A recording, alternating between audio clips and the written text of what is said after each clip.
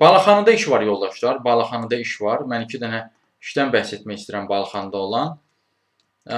Biri xadimə işidir yoldaşlar, biri də mühafizəçi işidir. Gəlin onlar haqqında məlumat verim sizə. Deməli, xadimə işi 500-600 manatlıqdır. 28-48 yaşlı şəxslər üçündür. Xoş görünüşlüsünüzsə, ofis personal üçün 10-15 nəfəri gündəlik nahar yeməyi hazırlaya bilərsinizsə, bu işə müraciət etməyi düşünə bilərsiniz. Balaxanı qəsəbəsindədir. Rahat bir yerdədir. Sonra həmçinin mühafizəçi işi var 500 manatlıq. 35-60 yaşlı şəxslər üçündür. 1 illik heç olmasa iş təcrübəniz varsa, orta təhsiliniz varsa, fiziki sağlamsınızsa, yazılı və şifahi ünsiyyət bacarığınız varsa, bu işə də müraciət edə bilərsiniz yoldaşlar.